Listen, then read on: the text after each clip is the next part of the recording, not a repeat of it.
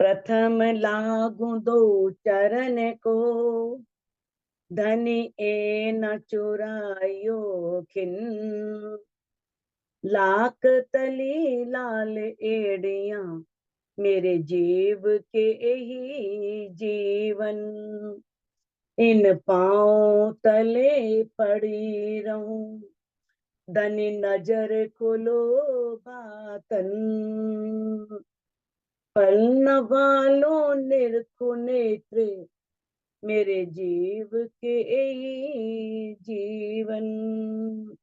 मेरे जीव के यही जीवन। प्रणाम जी। सुंदर साथ जी, हमने श्री किड़बत ग्रंथ के 15वें प्रकरण की 43 चौपाई की थी, तो आज हम 44वीं चौपाई से प्रारंभ कर रहे हैं। बड़ा इश्क सबो अपना, कैया रूहों रब्द कर। कहते बड़ा इश्क सबो अपना। अब धामधनी हमें बता रहे हैं वो बातें इंद्रावती जी के तन में बैठ करके वे किस तरह से राज्य में, श्यामा जी में और सखियों में, मूल मिलावे में जब सखियां उनके साथ बैठी थी तो उनमें क्या बातें हुई थी, किस तरह से धामधनी ने उन्हें माया से पूर्ण रूप से अवगत कराया था और रूहों ने जिद की थी कि हमें तो माया ही देखनी। देखते हैं आपकी माया हमारा क्या बिगाड़ेगी। अब उसी क्रम में धामधनी अक्षरातीत इस 44वीं चौपाई में कह रहे हैं, बड़ा इश्क सबो अपना। सभी ने देखो, परम धाम में तो कोई गलत नहीं कह रहा क्योंकि वहां वाहिदत है, सबका इश्क बड़ा है। लेकिन धनी को बस एक ही बात लग रही है कि जब मैंने कहा कि मेरा इश्क सबसे बड़ा है, फिर इनको शक क्यों हुआ, फिर इन्होंने क्यों संदेह किया वे आपका इश्क बड़ा कैसे हो सकता है। कहते हैं बड़ा इश्क सबो अपना। सभी रूहों ने अपना अपना इश्क बड़ा कहा। कैया रूहों रब्द कर। रूहों ने ऐसा विवाद करके, प्रेममयी झगड़ा करके अपने अपने इश्क को बड़ा कहा। तिलसम तो दिखाइया। अब धनी ने तिलसम मैंने ये इंद्रजाल, ये माया का जो खेल है ना, ये भी एक जादू का खेल है। जैसे जादूगर जादू करता है और सबको हिप्नोटाइज कर लेता है, सबकी दृष्टि को बांध देता है और उसे कुछ दिखता ही नहीं है, उसे वही दिखता है जो जादूगर दिखाना चाह रहा। उसी तरह से ये माया भी वही है। ये भी किस तरह से व्यक्ति की अंतर्दृष्टि या उसकी आंखों पर, दिल पर बैठ करके किस तरह से उसके दिल को पार ब्रह्म की ओर से मोड़ देती है और माया में लगा देती है। तो धनी ने ऐसा माया का खेल दिखाया, किस वास्ते? पावने पटंतर, ताकि रूहों को अंतर पता लग जाए कि परम धाम का इश्क क्या है और यहाँ का इश्क क्या है। ये अंतर स्पष्ट करने के लिए कल बताया था ना, सागर और किरणों का उदाहरण, सागर और लहरों का, सूर्य और सूर्य की किरणों का। अगर किरणें कहीं सूर्य से हम बड़ी हैं, हम में रोशनी है, तो कैसे किरणों में सूर्य की बिना रोशनी आएगी? सूर्य होगा तभी किरणें निकलेंगी और किरणें सूर्य से ही रोशनी लेती हैं। ऐसे ही लहरें भी सागर से ही आनंद लेती हैं और कितना ऊंचा ऊंचा उछलती हैं। सागर ना हो तो लहरें कहां से आएंगी? लहरों में वो आनंद कहां से आएगा? लेकिन ये बात धनी समझाने के लिए इस माया के ब्रह्मांड में लाए। कहते रूह अल्लाह भेद तिलसम का, रूहों देवे बताए। अब श्यामा जी जो रूह अल्लाह है, वो रूहों को इस माया की जो वास्तविकता है, वास्तव में माया है क्या? माया कुछ है ही नहीं। तो ये जो वास्तविकता है माया की, वो कौन बताएंगी? श्यामा महारानी इस ब्रह्मवाणी के माध्यम से। ये माया है क्या? कहते तभी रूहों के दिल से खामोशी उड़ जाए। जैसे ही रूहों को इस माया की वास्तविकता पता लगेगी, इस माया की सच्चाई को रूहें जान जाएंगी, वैसे ही उनकी फरामोशी उड़ जाएगी। तब उनकी फरामोशी नहीं रहेगी, यानी कि माया की नींद नहीं रहेगी। रूहें सुनो तुम संदेशे, मैं लाया तुम पर। अब धामधनी अक्षरातीत श्यामा जी के माध्यम से रूहों को याद दिला रहे हैं कि है रूहों, अब तुम उन संदेशों को सुनाओ। संदेशे कौन से हैं? ये ब्रह्मवाणी है जो श्यामा महारानी लेकर के आई। संदेशे वो हैं जो पारब्रह्म ने अनेक धर्म ग्रंथों में अपनी पहचान और परम धाम की पहचान लिखवाई जिब्रील फरिश्ते के द्वारा। तो अब धनी कह रहे हैं कि अब उन संदेशों को सुनो जो मैं तुम्हारे लिए लाया हूं। तुम्हारे लिए वो संदेश आए हैं। कहते हैं जो रब्द किया माहे बका, सो लियाओ दिल भीतर। अब अपने दिल के अंदर उस बात पर विचार करो जो तुमने परम धाम में दामदनी अक्षरातीत से प्रेम भरा विवाद किया, जो झगड़ा किया था, प्रेम का झगड़ा किया था, उस झगड़े को, उस बात को याद। कहते मुझे भेजा हक ने, याद दीजो मेरा सुख। अब श्यामा महारानी कह रही है कि मुझे राजी ने भेजा है। इसलिए भेजा है कि मैं उन्हें परम धाम के और उस अक्षरातीत के सुखों की याद दिला। याद दीजो मेरा सुख, मेरे सुखों को उन्हें याद दिला। तब इनो तिलसम का उड़ जासी सब दुख। तब इन्हें, जो ये तिलसम है, जो ये माया का खेल है जिसने रूहों को अपने वश में किया हुआ है, उड़ जासी सब दुख उड़ जाएंगे। फिर माया कुछ लगेगी ही नहीं। मेन बात धनी श्री खिलवत वाणी में जो कहना चाह रहे हैं ना, हमें समझाना चाह रहे हैं, वो बात यह है कि सभी रूहों को परम धाम की शोभा को, युगल स्वरूप की शोभा को, उनके श्रृंगार को अपने हृदय में बसाना, तभी इष्ट आएगा। यही अपनी जागनी जो याद आवे निज सुख, याही से इष्ट आवई, याही से होइए सन्मुख। जब हमें वो सुख याद आएंगे ना परम धाम के, उसी से इष्ट आएंगे, उसी से हम दामदनी का दीदार कर पाएंगे, हम दामदनी को अपने सम्मुख देख पाएंगे। तो धनी का इश्क कब हो, धनी से इश्क कब होगा? जब वो धनी की शोभा श्रृंगार सारी हमारे दिल में बस जाए, हर समय हम उसी में डूबे रहें। तो संसार के तो देखो दुखों की कोई सीमा नहीं है, असीम है। चाहे व्यक्ति कितने धनवान है, तो धन से भी सुख नहीं मिलता। कई करोड़ोंपति हैं, उनके पास काया का सुख नहीं है, उनका शरीर ही काम नहीं करता, बेचारे इतना पैसा होते हुए भी कुछ खा नहीं सकते, कोई आनंद नहीं ले सकते। तो आनंद कहाँ पर है? आनंद तो अंदर है। अगर आपके अंदर आनंद है तो आप एक झोपड़ी में भी सुख, झोपड़ी में रह करके सूखी रोटी खा के भी खुश हैं, आप सुखी हैं। तो हमें उस आनंद को अपने अंदर ही पाना। और वो आनंद कहाँ है? वो चितवन में। चाहे धनी दिखे या ना दिखे, देखो दिखेंगे तो सही, कई कहते नहीं दिख रहे, ध्यान में बैठते हैं, लेकिन ये तो कोई भी रूह नहीं कह सकती कि ध्यान में बैठने से आत्मिक आनंद मिलता है, आत्मिक सुख मिलता है, आत्मा को बहुत चैन मिलता है, आत्मा को बहुत सुकून मिलता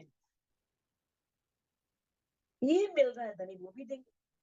बस लगे रहो, प्रयास करते रहो। बीच बका के बैठ के हके कैया योग कर। अब परम धाम के अंदर बैठ करके राजी ने क्या कहा श्यामा जी से? अब ये बात परम धाम की नहीं है। अब परम धाम से राजी परम धाम में अकेले बात कर रही है क्या? वो परम धाम कौन सा है? वो श्यामा जी का दिल है। उसके दिल, उनके दिल रूपी परम धाम में विराजमान होकर जब किस तरह से उन्हें दर्शन दिए और कहा कि मैं आज के बाद दिखूंगा नहीं। श्यामा जी ने पूछा फिर तुम कहाँ रहोगे? कहते तुम्हारे अंदर आकर ही बैठूंगा। तो वो अंदर बैठ गए उनके धाम हृदय में।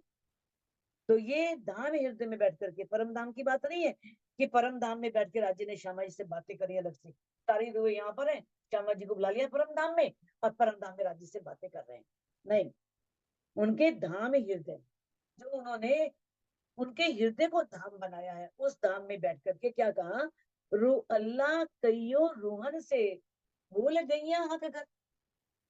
है श्यामा महारानी, रूहों से बताना कि तुम क्या अपने प्रीतम के घर को भी भूल गई हो? तुम्हें अपने प्रीतम का घर भी याद नहीं है? इतनी माया में आके इतनी मस्त हो गई हो?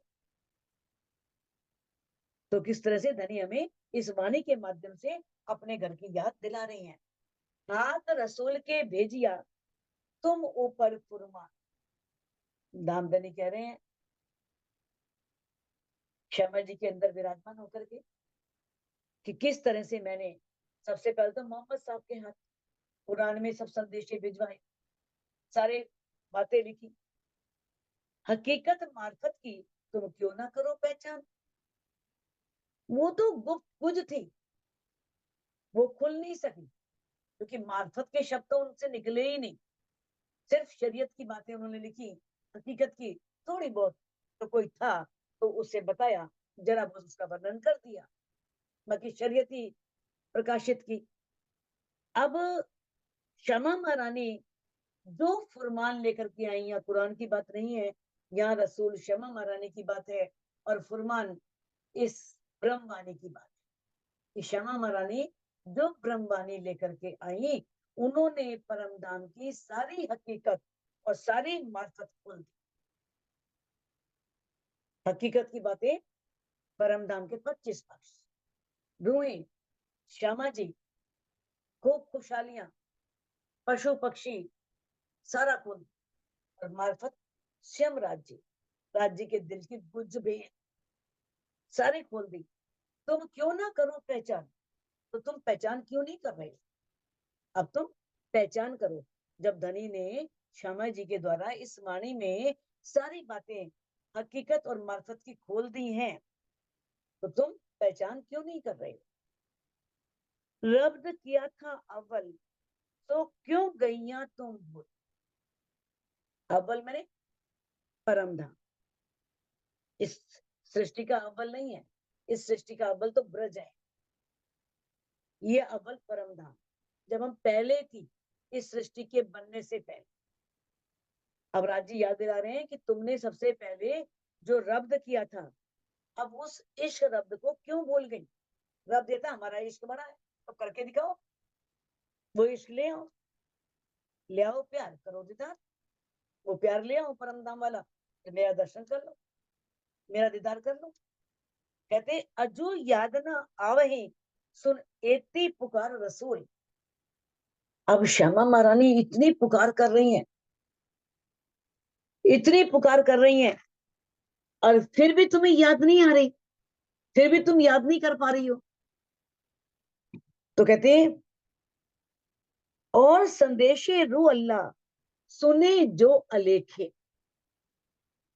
और संदेशे रू अल्लाह, और जो रू अल्लाह, और भी बहुत सी बातें जो अनगिनत हैं, जिन्हें लिखना ही मुश्किल है, अलेखे, अनेक बातें जो शमा महारानी ने सारी रूहों से की परम धाम के बारे में।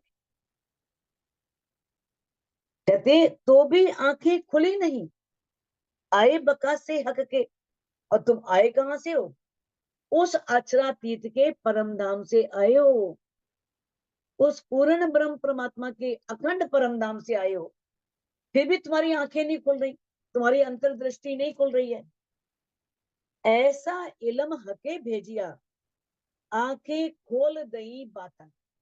बहुत ध्यान से सुनना, ये जपाई बहुत महत्वपूर्ण है कि धामधनी अक्षरातीत ने ये जो ब्रह्मवाणी हमें भेजी है, ब्रह्मवाणी दी है, इससे हमारी अंतर्दृष्टि खोल दी है। अब एक जरा शक नहीं रही, देखें बका वतन, अब जरा भी शक नहीं रही, हम उससे अपना वतन देख पा रहे हैं। अभी आपने 51 नंबर चौपाई में लिखा कि आंखें खुल नहीं पा रही हैं, और 52 नंबर चौपाई में लिख दिया कि अंदर की आंखें खुल गई। तो सुंदर साथ को लगेगा भाई वाणी में कितना विरोधाभास है। इसमें विरोधाभास नहीं है। 51वीं चौपाई उनके लिए है जो वाणी को मंथन नहीं कर रहे, वाणी को अंदर नहीं उतार रहे, अपने आचरण में नहीं ला रहे, व्यवहार में नहीं ला रहे, चितवन में नहीं बैठ रहे, ये उनके लिए। और किनके खुल गई?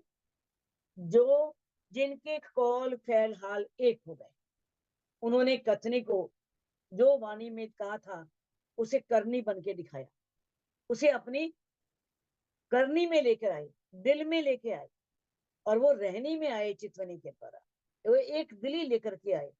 उनकी आत्मिक दृष्टि खुल गई। सब लोग तो देखो वाणी सुनते हैं, लेकिन वाणी सुन के सबकी जागृति तो एकदम नहीं होती ना। सुनी, थोड़ी देर के लिए हो गई। वो विरह कौन सा है? वो तो मेंढक वाला विरह है। जैसे मेंढक जो है ना, पानी में गया तो टर टर टर टर कर लेता है, आवाज कर लेता है।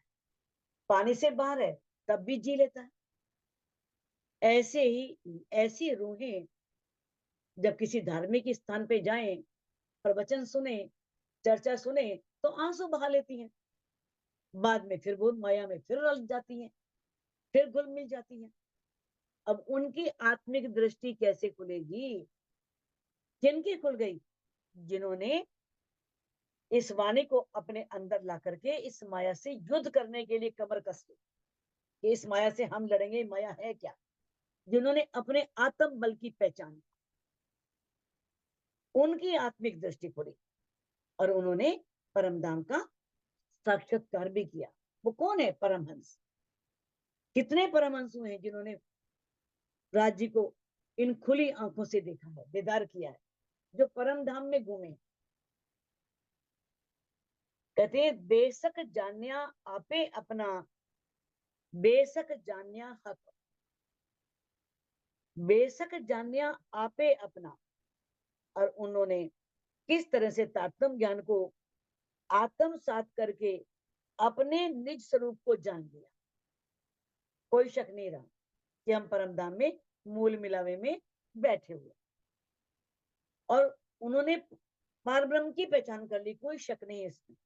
बेशक जान्या हक, उन्होंने पार ब्रह्म की पहचान भी की। बेशक जान्या हादिये को उम्मत हुई बेशक, और उन्होंने किस तरह से श्यामा महारानी को भी जान लिया और श्यामा जी के भी स्वरूप की पहचान कर ली। और इस प्रकार से उन ब्रह्मश्रेष्ठियों में कोई भी संशय नहीं रहा। किनके? जिन्होंने ब्रह्मवाणी को आत्मसात किया, अपने अंदर उतारा, उनके अंदर कोई भी शक नहीं रहा। कहते याद नीके दीजियो तुम देखो सबूर कर। अब राजी कह रहे हैं कि श्यामा महारानी, तुम इस ब्रह्मवाणी के द्वारा, इस तारतम ज्ञान के द्वारा रूहों को अच्छी तरह से परम धाम की याद दिलाना। सहूर कर, मैंने सहूर होता है जागृत बुद्धि से विचार करना, विवेक करना। मेरे इल्म से रूहों को देवे साइदी अंतर, और मेरे इस इल्म से, जो ये ब्रह्मवाणी है, उस ब्रह्मवाणी से किस तरह से इस संसार में और परमधाम के अंतर को स्पष्ट कर देना कि इस संसार में क्या है और परमधाम में क्या है। यहाँ पर तो दुख ही दुख है, माया तो दुख का निदान है। यहाँ सुख किसको मिला है? अभी सुख लग रहा है जवानी ही, बुढ़ापा आएगा पता लगेगा कि क्या होता है, क्या सुख है इस संसार में, कुछ भी नहीं है। तो कहते हैं इस साइडी को, इस अंतर को अनेक जो साक्षियां हैं उन साक्षियों के द्वारा स्पष्ट कर देना। कहते हैं बेशक इलम पहुंचिया कि नहीं पहुंचा तुम। अब राजी प्रश्न कर रहे हैं, क्या तुम्हारे पास वो ज्ञान पहुंचा या नहीं? जिसमें कोई या अभी भी संदेह बने हुए हैं, संशय बने हुए हैं। कहते हैं बेशक इलम पहुंचा, जो ये बेशक इलम है तुम तक पहुंचा या नहीं पहुंचा, ए देखो दिल विचार के तो न्यारा नहीं खसम। अपने दिल में विचार करके देखो तो वो प्रीतम जो है वो जरा भी अलग नहीं है, वो तुम्हारे अंदर ही विराजमान है। वो ना परम धाम में तुमसे दूर था और ना वो इस ब्रह्मांड में तुमसे दूर है। वो कहाँ है? वो तुम्हारी श्वास की नली से भी नजदीक है। इलम पहुंचा हुए तुमको हमारा बेशक। आप दामदनी कह रहे हैं यदि ये बेशक इलम किसी रूह तक पहुंच जाए। देखो ये बात पहली बार नहीं आ रही है, पहले भी धनी खिलवत में ये बात कर चुके हैं। बार बार एक बात को रिपीटिशन क्यों कर रहे हैं? ताकि रूहों को समझ आ जाए, रूहों के दिल में ये ना आए कि पता नहीं हमारी बात राज्य तक पहुंचती है या नहीं पहुंचती। राज्य ने खिलवत में ही कह दिया था तीसरे प्रकरण में, तहकीक अर्ज पहुंचते है जो भेजिए पाक दिल। अगर हम साफ दिल से अर्जी भेजते हैं तो वो अर्जी हमारी राज्य तक अवश्य पहुंचती है। तो अगर बेशक इलम आ गया है, कहते हैं तो संदेशे तुम्हारे इत के क्यों ना पहुंचे बका में हक। तो तुम यहां से जो संदेशा भेजोगे उसके लिए कागज की जरूरत नहीं है, उसके लिए लेखनी की जरूरत नहीं है, उसके लिए शाही की जरूरत नहीं है कि हम चिट्ठी लिखें और राज्य को पत्र भेजें, पता हमारे पास है नहीं, कैसे भेजें। तो दिल में सोचने की बात है बस। आपने दिल में सोचा और संदेशा उनको मिल गया। अरे ये तो वो तकनीक है टेलीग्राम से भी तेज। जैसे टेलीग्राम, अब टेलीफोन आ गया, देखो कितनी चीजें धनी ने दे दी। पहले तार भेजते थे, है ना, किस तरह से, और फिर अब कैसे एकदम फोन मिलाते हैं और एकदम बात कर लेते हैं, डायरेक्ट देख लेते हैं। इस ब्रह्मांड की बात है, तो धनी की तकनीक कितनी ऊंची होगी इससे।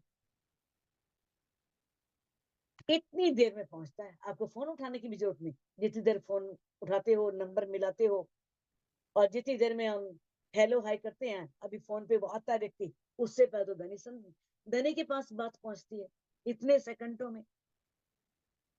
धनी ने खिलवत में कहा है ना, कछु कछु दिल में उपजत तो भी तुम्ही उपजावत। दिल बाहिर भीतर अंतर सब तुम्ही हक जानत। जो हमारे दिल के अंदर है, जो इस ब्रह्मांड में है, जो परम धाम का है, वो सब आप जानते हो राजी, आपको सारा पता है। ये पहले धनी ने खिलवत में चौथे प्रकरण में बात कही है और बार बार कह रहे हैं। तो फिर ये शक क्यों लाना कि हमारा संदेशा राज्य तक पहुंचता है या नहीं पहुंचता। सच्चे दिल से वो विरह, वो तड़फ लेकर के धनी से कह के तो देखो कितनी जल्दी धनी तक वो बात पहुंचती है।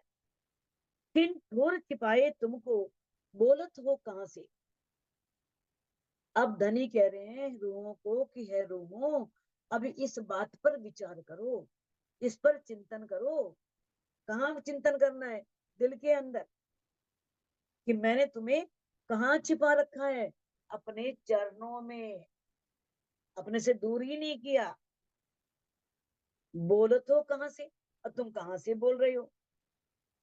कौन तरफ हो अर्श के सहूर करो दिल में। अपने दिल में ये विचार करो कि तुम परम धाम की किस ओर हो, परम धाम के किस दिशा में हो, किस ओर हो।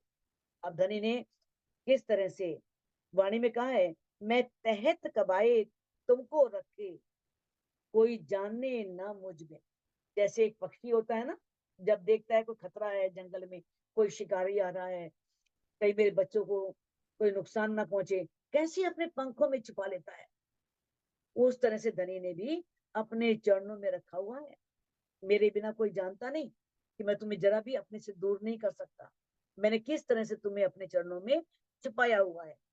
तुमको तब सब देख सी होसी जाहिर बका अर्श दिन। तुम्हें सब कब देखेंगे? जब ये परम धाम, अखंड परम धाम जाहिर हो जाएगा तब।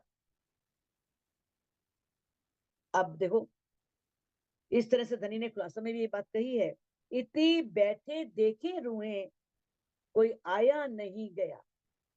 वहीं बैठ के राजी के पास रूहें खेल देख रही हैं, कोई आया नहीं, कोई गया नहीं, सिर्फ सुरता आई है। तुम जानो घर दूर है, सैरक से नजीक कहिया। तो सोचती है कि परमधाम बहुत दूर है, लेकिन धनी ने वाणी में कह दिया है कि श्वास की नली से भी नजदीक है। मैं इतना निकट हूं तुम्हारे, इतने नजदीक हूं तुम्हारे। देखो दिल से दसों दिस, किन तरफ है हक। अपने दिल से विचार करो, दसों दिशाओं में, पूर्व पश्चिम उत्तर दक्षिण, सारी दिशाओं में, चार दिशाएं हो गई, और चार दिशाएं आप जानते हो। तो किस तरह से 10 दिशाएं जो हैं, है ना, वो तो आपको पता ही है ना, आप जानते हो कौन सी है। एक तो अग्नि है, नैऋत्य है, वायव्य है और ईशान है। ये चार हो गए, और ऊपर नीचे 10 हो गए। तो इन 10 दिशाओं में देखो, विचार के देखो कि राज्य किस तरफ है। कहीं नहीं मिलेंगे। कहाँ मिलेंगे? अंदर। कहते ये विचार देखो इल्म को, तो जरा ना रहे शक। अब इस बात से, जो राम जी ने वाणी में, ये ब्रह्म वाणी में बात कही है, इस बात पर विचार करो, तो फिर जरा भी शक नहीं रहेगा, जरा भी संदेह नहीं रहेगा। तब लगेगा कि हाँ, अक्षरातीत तो हमारी श्वास की नली से भी नजदीक है। चाहे 14 लोग है, कहने को तो वाणी में बोल देते हैं, हद पार बेहद है, बेहद पार अक्षर, अक्षर पार वतन है, जागिए इन घर। इस 14 लोग के ब्रह्मांड को पार करना है, निराकार को पार करना है, बेहद के ब्रह्मांड को पार करना है, फिर अक्षर को पार करना है, फिर अक्षरातीत है।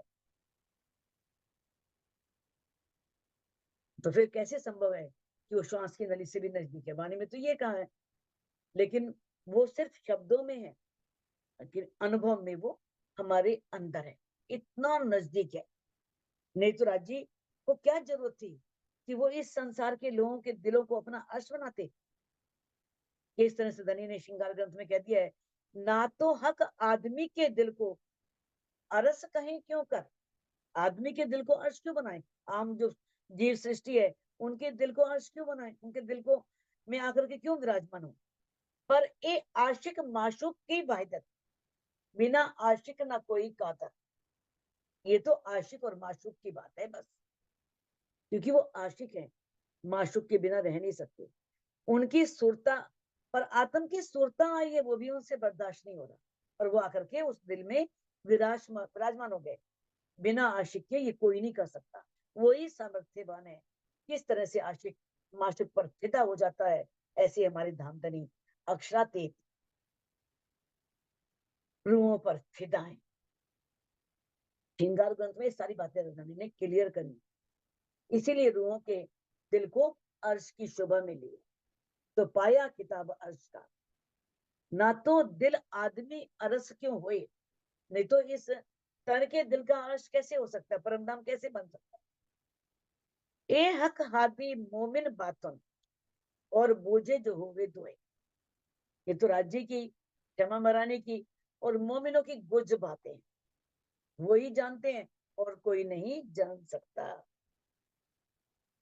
कौन तरफ वजूद है, कौन तरफ है कौल, हाल कौन तरफ का, कौन तरफ है फैल। ये दामदनी अक्षातीत ने बहुत बड़ा प्रश्न रूहों से किया है। इन 3 चपाइयों में क्लियर हो जाएगा कि राज्य को पाना कैसे, हमारी चितवन कैसे लगे। अब धनी प्रश्न कर रहे हैं श्यामा जी के अंदर बैठ करके, तुम्हारा वजूद कहाँ है? कौन तरफ वजूद है, कौन तरफ है कौन? हम कहते हैं हम ब्रह्म सृष्टि हैं, और हमारा शरीर कहाँ लगा है? माया में। हम माया में डूबे हुए हैं, गर्दन तक माया हमें सता रही है। तुम्हारा शरीर किस तरफ है, और तुम्हारे वचन किस तरफ है? वचन तुम वाणी की करते हो, बातें तुम वाणी की करते हो। हाल कौन तरफ का, कौन तरफ है फैल, और तुम्हारी रहनी भी माया के लोगों की तरह से है।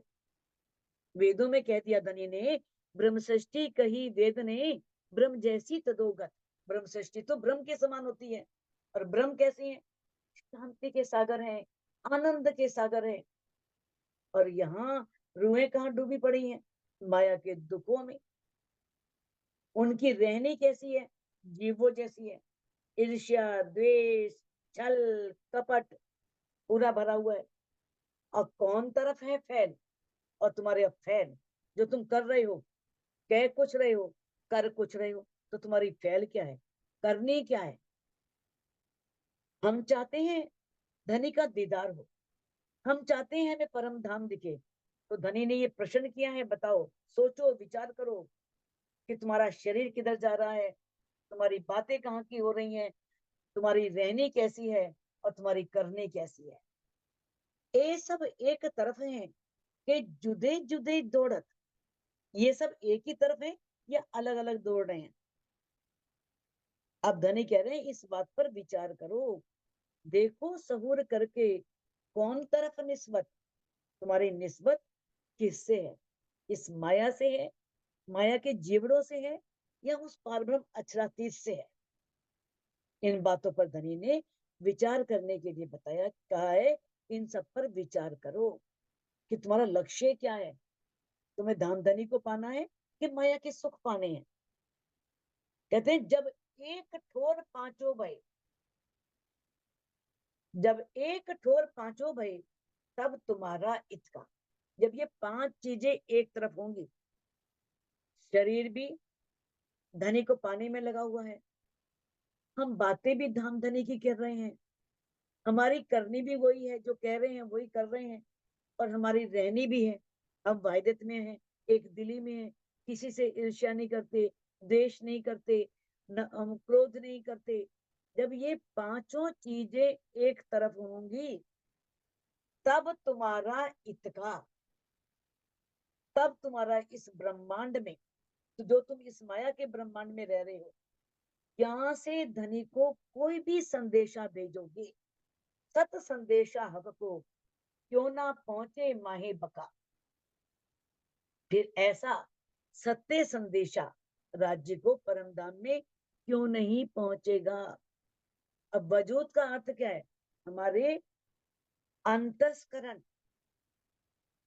मन चित्त बुद्धि अहम, गुण अंग इंद्रियां, ये सब एक तरफ हो, यानी इंद्रियां माया की ओर भाग रही हैं, हमारा दिल माया में डूब रहा है। धनी ने मेरे के सागर में कहा है, जाको लेते हैं मेरे में, ताए पहले मेरे बनावे वजूद, गुण अंग इंद्री मेहर की, रूह मेहर फुकत माए बूंद। जिसे धाम धनी अपनी मेहर में लेते हैं ना, उसे पहले उसका शरीर वैसा ही बना देते हैं, फिर उसके अंतस्करण में भी थोड़ी सी मेहर फूक देते हैं, एक बूंद के बराबर बस। तो किस तरह से, जब तक हमारे कौल फैल हाल एक नहीं होंगे, तब तक हमने पारवतन नहीं पहुंच सकते, हम पारवतन को नहीं पा सकते। ये सब बातों बातें हैं, गुज बातें हैं। धनी ने कहा है इन बातों पर विचार करो, क्यों, जहां धनी की पूरी मेहर होती है वहां कुछ और नहीं चाहिए, वहां पर सब कुछ होता है, जहां धनी की अंगना है। इलम दिया तुम्हें खुदाई, तब बदले कौल चाल।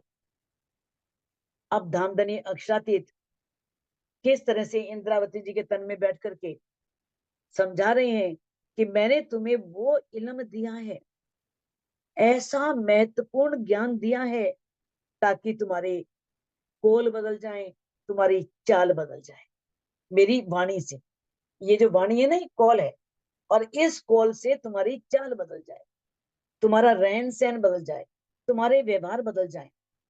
फैल होवे वाहिदत का, अगर हमारी करनी वाहिदत की हो जाए, हमारे अंदर एक दिली आ जाए, तब बेर न लगे हाल, फिर रहने आने में समय नहीं लगेगा। हाल से हम राज्य हैं, फिर राज्य को पाने में देर नहीं लगेगी।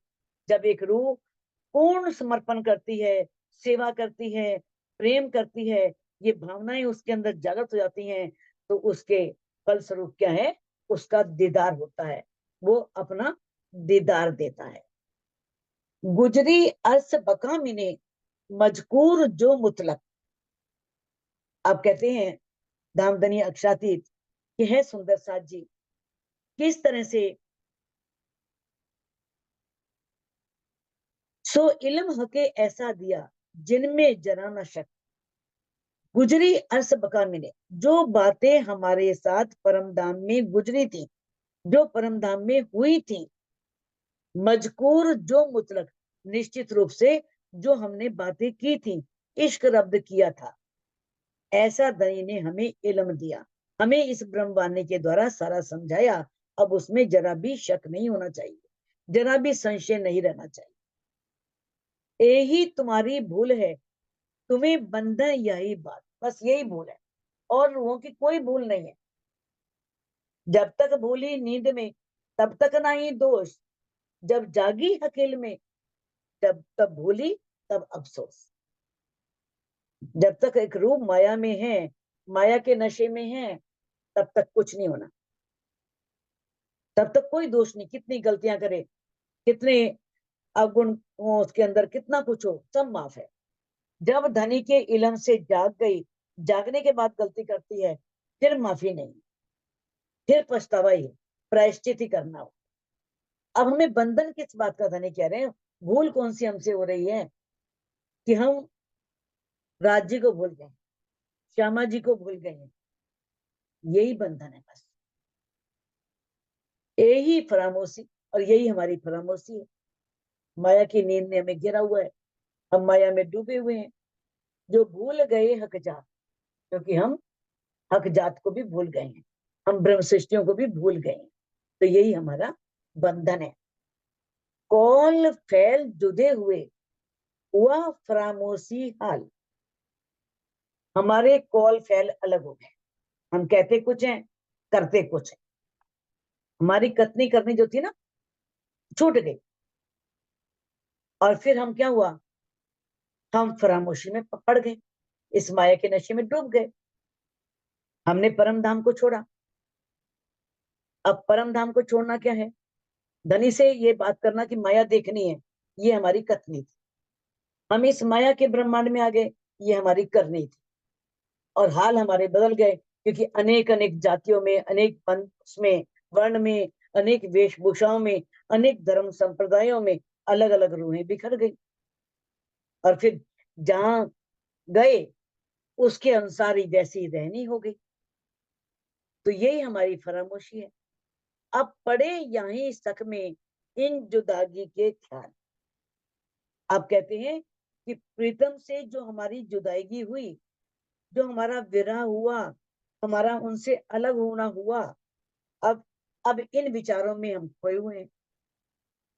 तो यही हमारा एक संशय है। हम आत्म जागृति के संबंध में धनी ने बताया है कि इसीलिए आत्मा जागृत नहीं हो पा रही, क्योंकि हमें संदेह बना हुआ। तो हमें अब फिर वही से परम धाम की बातों को याद करना है, परम धाम जाने के लिए धनी से कहना है, और वही परम धाम जाने के लिए चितवनी करनी है, और किस तरह से धनी को दिल में बसाना है। तो ये इलम जब हक का देत अरश की याद, जो ये धामधनी का इलम है, ब्रह्मवाणी है, हमें परम धाम की याद दिला रही है, हमें परम धाम के बारे में बता रही है। परम धाम के जर्रे जर्रे का ज्ञान इस वाणी में है। तुम्हें बेशक गुजरे हाल की क्यों ना आवे कायम स्वाद, तुमने धनी के साथ परम धाम में जो आनंद लिए थे, उन पलों की, उन सुखों की याद क्यों नहीं आ रही। याद करो, निस्सुख निस्दिन रंग मोहल में करते आठों याम, याद करो उन सुखों को जो लेते आठों याम। जो हम परम धाम में अपने धनी के साथ आठों पहर सुख लिया करते थे, उन्हें हमें याद कर। कहते हैं तुम उन बातों को याद करो, तब तुम्हें वो लज्जत आएगी, फिर तुम्हें वो स्वाद आएगा, फिर वो अखंड का स्वाद तुम्हें अवश्य आएगा। फरामोशी कुलफ की कुंजी इलम बेशक है सुंदर साथ जी। यदि तुम इस बात पर विचार करोगे, चिंतन करोगे, तो ये बात तो बिल्कुल क्लियर है, ये स्पष्ट है कि धनी की इतनी मेहर है कि उन्होंने तुम्हें कुंजी इलम बेशक, सार्थम वाणी रूपी कुंजी दी है, चाबी दी है, तुम्हें ये ब्रह्मवाणी दी है, जो फरामोशी ताला है और उस ताले को खोलने वाली। फरामोशी क्या है, माया की बेहोशी, अज्ञानता, उस अज्ञानता को दूर करके अंदर ज्ञान का सवेरा करने वाली है, ज्ञान का प्रकाश करने वाली है। करो सहुर तुम रूसो, जो बख्शीश है हक। धनी ने जो हमें ये अनमोल धरोहर दी है, ऐसा कीमती उपहार दिया है, हमें हमारे घर की पहचान कराने वाली एक अखंड निधि दी है, उस बख्शीश को याद करो। है रूहों, सहूर करो, चिंतन करो, मनन करो कि हमारे पास इस फरामोशी रूपी ताले को खोलने वाली ये ब्रह्मवाणी है, जो ब्रह्मवाणी उसे खोल देती है और अंदर आत्म दृष्टि खुल जाती है और व्यक्ति अपने घर में, निज घर में, परम धाम में घूमने लगता है। ये ऐसा इल्म है लुदन्ने, जो देत बका की बुझ। ये लुदन्नी ज्ञान क्या है? तारतम ज्ञान, ब्रह्मवाणी। ये तो आप जानते हो, इल्म लुदन्नी। तो धनी ने जो हमें ये ब्रह्मवाणी दी है ना, तारतम ज्ञान दिया है, ये हमें परम धाम की पहचान करा रहा है। बेस की सब देत है और देत हक के दिल का कुछ। अब ये ब्रह्मवाणी जो है हमें सभी संदेहों से दूर कर रही है। अनेक धर्म ग्रंथों में जो पार ब्रह्म की पहचान है, परम धाम की पहचान है, उसमें शक ही शक है, संदेह ही संदेह है, कुछ भी स्पष्ट नहीं है, सब गुज है, छुपा हुआ है। और ये बिल्कुल स्पष्ट हमें पार ब्रह्म की और परम धाम की पहचान करा रही है। और इससे बड़ी बात, हमें जो पार ब्रह्म है उनके दिल के जो गुज बातें हैं, जो रहस्यमयी बातें हैं, उनका ज्ञान दे रही है। दामदनी के दिल में ऐसा नहीं है, देखो परम धाम में इल्म नहीं था, है ना, तो परम धाम में इसकी जरूरत ही नहीं थी। धनी के दिल में तो ऐसे इल्म के अनेकों सागर है। एक बूंद आई हक दिल से, किन कायम किए थिर चल। एक बूंद की सिफत देखी हो, ऐसे हक दिल में कई सागर। एक बूंद की सिफत देखो, एक बूंद आई और उसने ब्रह्मवाणी का रूप धारण कर लिया और उसने इस 14 लोक के ब्रह्मांड को अखंड करने का दावा ले लिया। तो ऐसे दामदनी अचरातीत के दिल में इल्म के अनंत सागर है, अनेकों सागर हैं। लेकिन परमधाम में रूहें इश्क में इतनी डूबी हुई थी, इतनी डूबी हुई थी कि उन्हें इसकी कोई जानकारी नहीं थी। अब दामदनी ने हमें इस ब्रह्मवाणी के इल्म के द्वारा हमें उस निस्बत की, उस वाहिदत की, उस मार्फत की पहचान करवाई। ऐसी कुंजी हके दई, जो सहूरे कुलफ लगाए। दामदनी ने हमें तारतम ज्ञान रूपी ऐसी चाबी दी है, जिसका चिंतन करके हम फरामोशी रूपी ताले को खोल सकते हैं। फिर माया की नींद नहीं रहेगी।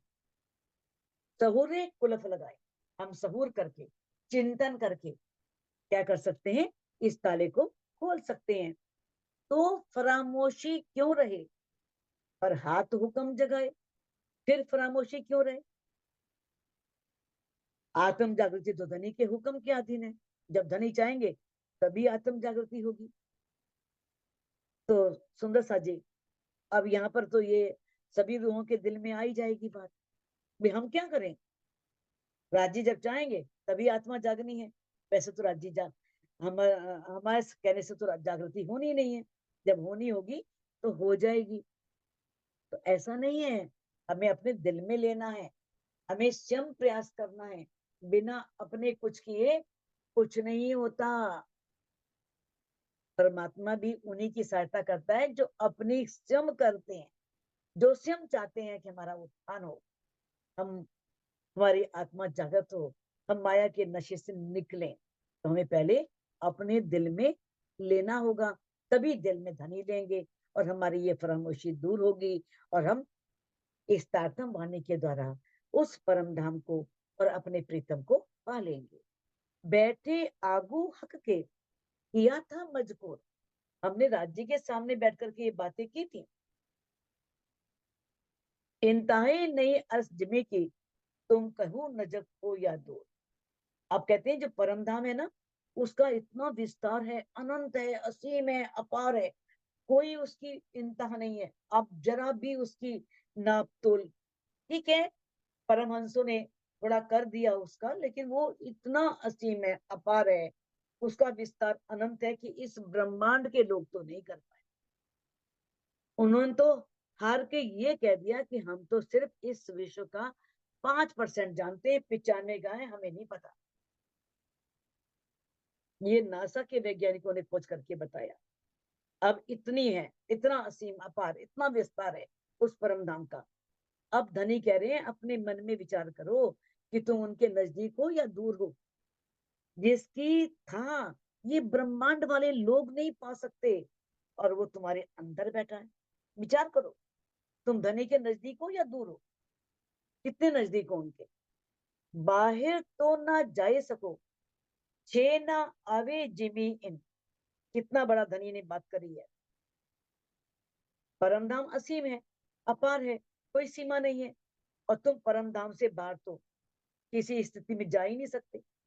परम धाम में तो जो बन गया बन गया, कभी अलग नहीं होता। तो कहते हैं तुम परम धाम से बाहर जा नहीं सकते किसी भी स्थिति में। छेना अवे जिमीन, परम धाम एक ऐसी जगह है, इसमें एक कण भी अलग नहीं हो सकता, एक जर्रा भी परम धाम से अलग नहीं हो सकता। एक जरा जुदा ना हो सके, एक जर्रा, एक कण भी जुदा नहीं हो सकता। तुम्हें ठोर न बका बिन, परम धाम के बिना तुम्हारा और कोई ठोर नहीं है, और कोई स्थान नहीं है। निज घर के बिना, जो तुम्हारा घर है परम धाम, उसके बिना तुम्हारा कोई ठिकाना नहीं है। हक संदेशे ले तो हो, कौन तरफ तुम सो हक। अब राज्य की बातें तो सुन रहे हो, राज्य ने तुम्हें संदेशे भेजे हैं, उन संदेशों को तुम सुन रहे हो, उन संदेशों को ले रहे हो। अब बताओ तुम राज्य के किस तरफ हो। आया इलम खुदाई तुम पे, तिन में जरा ना शक।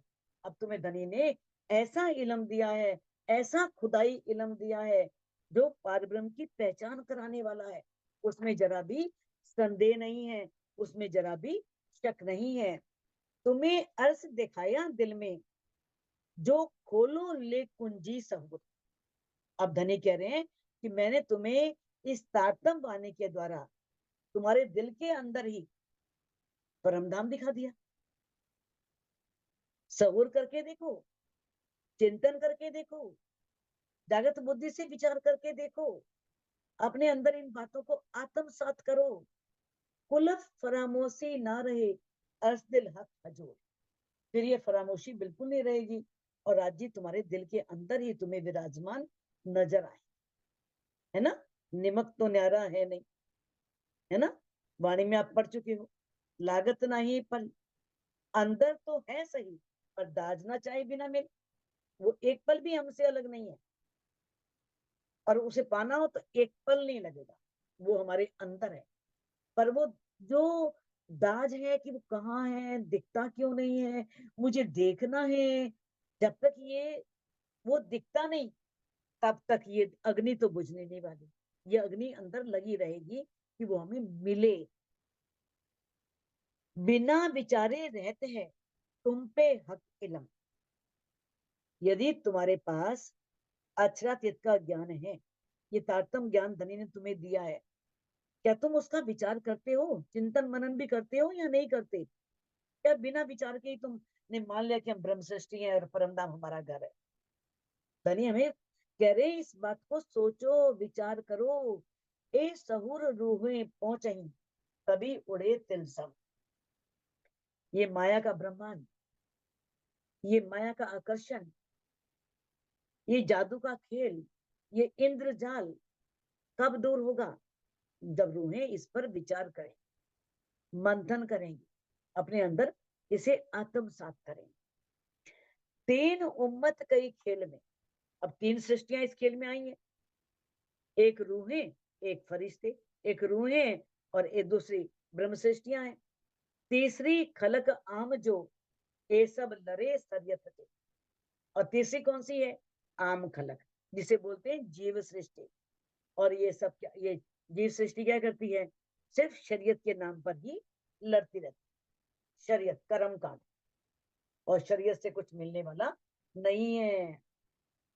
कहते हैं ना कि शरीयत से, कहते कर्म जो शरीयत है ना, वो क्या है, वो तलवार के समान, गिरे कटे नहीं पावे पार।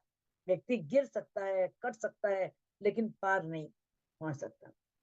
पुलिस रात गई खांडे की धार, शरीयत को तलवार की धार के समान बताया है कि व्यक्ति इसमें अपने शरीर को तो खत्म कर देता है। कितने मर्जी हठ योग कर लो, कितना मर्जी अपने ऊपर अग्नियां जला लो, बर्फ पे बैठ लो, कितनी साधनाएं कर लो, इस शरीर को गला दो, इस शरीर को आरे से कटवा दो, इस शरीर को जो मर्जी करो, ये शराब पढ़ चुके हो इस वाणी के कारण, कई पीवत अगिन का सारे पूरा प्रकरण पढ़ चुके हो, जो मर्जी कर, शरीयत से परमात्मा मिलने वाला नहीं है। और किसी ग्रंथ में नहीं लिखा कि शरीर को कष्ट दो तो परमात्मा मिलेगा। देखा ना, जैनी लोगों में क्या करते हैं, बालों को खींच के कष्ट देते हैं परमात्मा को पाने के लिए। परमात्मा ने कहीं लिखा है कि कष्ट से परमात्मा मिलेगा? कितना तकलीफ होती है, कैसे बालों को उखाड़ते हैं, एक एक बाल खींचते हैं, हैं?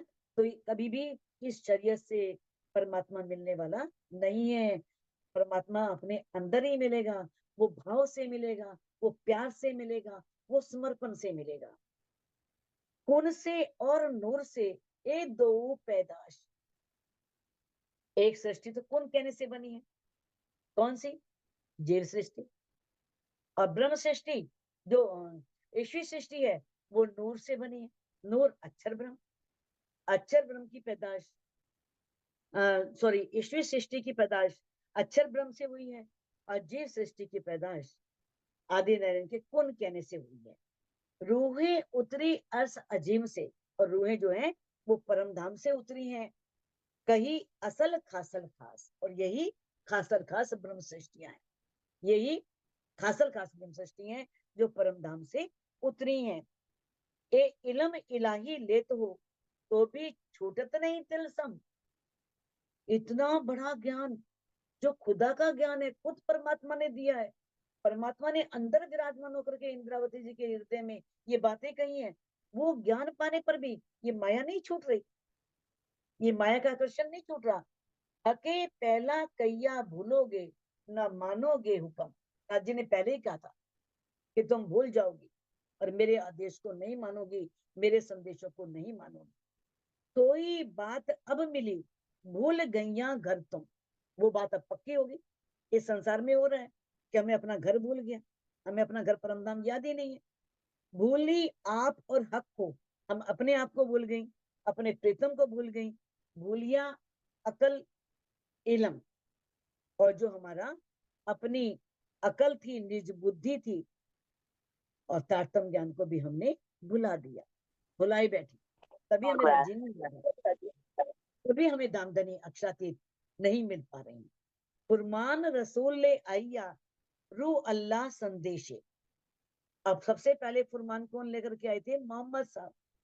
मोहम्मद साहब कुरान का ज्ञान लेकर के आए, और उन्होंने किस तरह से उसके अंदर बहुत सी बातें लिखवा दी।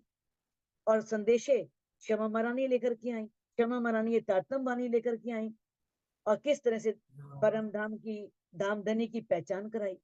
असल इलम दे दे थके अजूना आवे अकल में। अब क्षमा मरानी किस तरह से जो असल इलम है, जो परम धाम की बातें हैं, उस पार ब्रह्म की बातें हैं, वो सुना सुना के थक गई हैं। फिर भी रूहों को क्या हो रहा है, वो निज बुद्धि नहीं आ रही। इतना माया का प्रभाव है, इस तरह से माया में डूबी हुई है इस स्वप्न के संसार में, कि वो ज्ञान अंदर प्रवेश नहीं कर पा रहा। अजो न आवे अकल में, अभी भी इस बुद्धि में नहीं आ रहा, क्योंकि ये सपन की बुद्धि है। इस सपन की बुद्धि में जागृत बुद्धि के मालिक को बसाना होगा, इस जागृत बुद्धि को पाने के लिए, जागृत बुद्धि के ज्ञान को पाने के लिए। कही बड़ी मिहिर रसूले जो हुई माहे मात्रात महराज। अब मोहम्मद साहब ने क्या कहा कि जब दर्शन की रात्रि थी, जिसमें उनकी अल्लाह ताला से बातें हुई थी, ये बात सारी आप विस्तार से अच्छी तरह से जानते हो कि किस तरह से उन्हें दर्शन हुआ था, कैसे 90,000 बातें हुई थी। तो और उसमें किस तरह से ये पारब्रह्म की कितनी मेहर है कि उन्होंने यह भी कहा, क्या कहा फजर होसी जाहिर, जो सो रोज क्यामत है आज, वो आज है वो क्यामत का दिन, महाप्रलय नहीं, ज्ञान की क्यामत। दो तरह की क्यामत है, एक ज्ञान की और एक अंत में होने वाली क्यामत। जिसे ज्ञान हो गया समझो उसके लिए क्यामत आ गई, तो उसके लिए संसार बेकार हो गया। तो कहते हैं कि किस तरह से उन्होंने कहा कि जब क्यामत का समय आएगा तब ये फज्र की लीला होगी। फज्र की लीला यानी ज्ञान का सवेरा। ये ज्ञान का सवेरा कब होगा?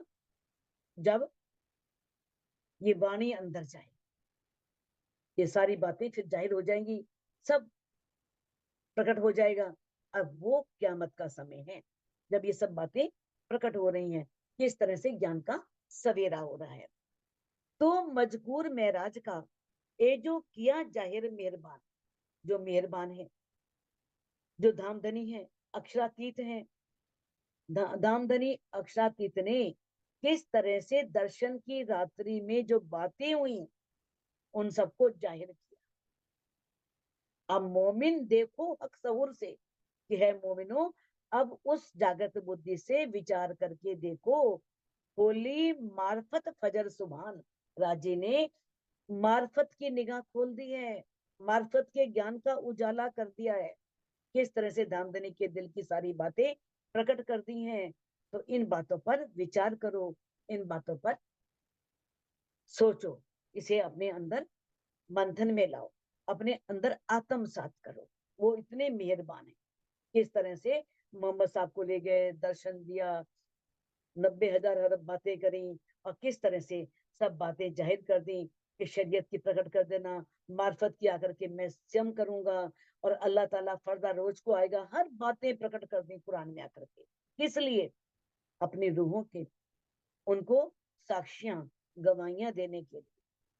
श्री मोहम्मद कहे ए मोमिनो अजू फरामोशी ना जात। अब मामती जी धामधनी अक्षरातीत के धामधनी अक्षरातीत इंद्रावती जी के धाम हृदय में बैठ करके क्या कह रहे हैं कि है मोमिनो, अभी भी फरामोशी नहीं जा रही, अभी भी ये माया की नींद बनी हुई है।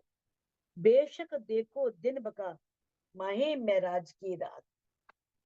अब तुम वो महराज की जो रात है, जो दर्शन की रात्रि है, उसमें बेशक देखो, उस अखंड परम धाम को देखो। वो दर्शन की रात्रि क्या है? ब्रह्मवाणी का ज्ञान का उजाला। उससे संशय रहित होकर के तुम भी धामधनी से धामधनी का दीदार करो। और किस तरह से जैसे मोहम्मद साहब ने किया था, अब तुम भी उस महराज को पाओ, फिर तुम्हारी ये बेसुधी नहीं रहेगी।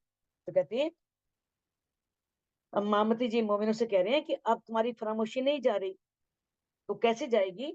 क्योंकि जिस तरह से मोहम्मद साहब ने महराज किया, महराज की बातें की, दर्शन की बातें की सारी, और उन्होंने अखंड परम धाम को देखा, बेशक कोई शक नहीं। तो इसी तरह से तुम भी क्या करो, इस ब्रह्मवाणी के ज्ञान से अपने अंदर प्रकाश करके और धामधनी से अंतर्दृष्टि से उन्हें देखो, उनसे बातें करो, उनकी बातें सुनो, फिर तुम्हारी वो बेशकी हो जाएगी और ये फरामोशी नहीं रहेगी। तो हम इस चौपाई को अनम्यूट करके दोहरा सकते हैं।